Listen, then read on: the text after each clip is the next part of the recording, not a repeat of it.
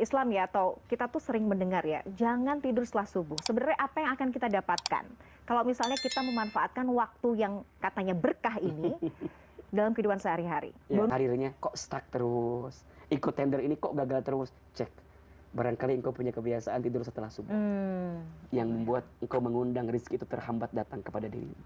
Makanya ya kata baginda Nabi kepada Fatimah Zahra, janganlah engkau tidur setelah subuh, karena disitulah Allah membagikan rezeki harian untuk dirimu.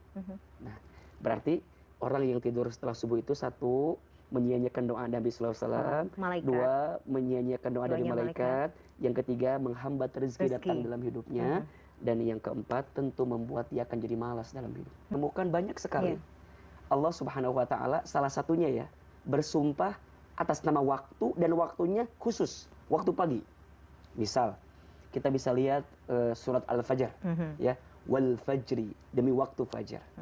Kemudian naik lagi was subhi idza tanaffas, kan? Demi waktu subuh apabila Allah berikan hembusan nafas untuk dirimu. Naik lagi wadduha wal laili idza saja. Bahkan bukan hanya itu, tapi juga Allah bersumpah dengan zat yang muncul di siang hari, di waktu pagi. Wasyamsi wa duhaha, demi matahari dan waktu duha yang Allah berikan kepadamu. Bahkan juga di dalam surat Al-Isra misalnya ayat 78 itu disampaikan bahwa bacaan Al-Qur'an yang dibaca di pagi hari itu disaksikan oleh Allah Subhanahu wa taala. Inna Qur'anal fajri kana masyhuda. Sesungguhnya Al-Qur'an yang engkau baca di pagi hari itu kana masyhuda, menjadi saksi yang disaksikan juga oleh Allah Subhanahu wa taala. Maka disinilah harus kita perhatikan bahwa jangan bermain-main dengan waktu pagi. Karena waktu pagi ini bisa menggambarkan banyak hal untuk dirimu. Setidaknya ada 4 yang bisa kita dapatkan ketika kita menjaga waktu pagi kita dengan kebaikan. Yang pertama, di waktu pagi hari itu kita mengundang doa dari Rasulullah SAW.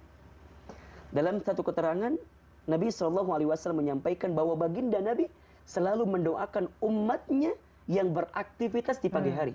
Allahumma barik li ummati fi bukuriha. Ya Allah, berikanlah keberkahan, lihat, kepada umatku di pagi harinya. Kalau ada orang yang menyia-nyiakan waktu pagi, bahkan mohon maaf, tidur lagi setelah subuh, berarti kalau kita kembalikan kepada keterangan di atas, berarti kita melepaskan doa dari Nabi Sallallahu Alaihi Wasallam.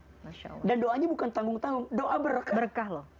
Berkah itu apa sih? Ziyadatul khair, bertambahnya kebaikan. Nabi mendoakan umatnya yang beraktivitas baik di pagi hari dengan keberkahan. Berarti orang yang sering tidur pagi, nih kalau kita bikin premis kalimatnya, jauh dari keberkahan. Ya Allah, ya Rahman. Rumah tangganya jauh dari keberkahan, mohon maaf. Keluarganya jauh daripada keberkahan, rizkinya apalagi, pekerjaannya dan seterusnya. Karena ada berkah yang hilang di saat itu. Kenapa? Karena kita menyia-nyiakan doa dari baginda Nabi Sallallahu Alaihi Wasallam yang mendoakan seseorang di pagi hari. Nabi Sallallahu Alaihi Wasallam bersabda, "Ma min yaumin yusbihul ibadu fihi illa malakani yanzilani." Tidak ada satu hari pun yang datang kepada diri seorang manusia kecuali di pagi hari turun 2 malaikat. Jadi Bamila setiap pagi itu ada malaikat yang nyemperin Bamila, nyemperin kita, nyemperin manusia. Apa yang malaikat itu lakukan? Ternyata malaikat itu dua-duanya berdoa kepada Allah. Apa doanya?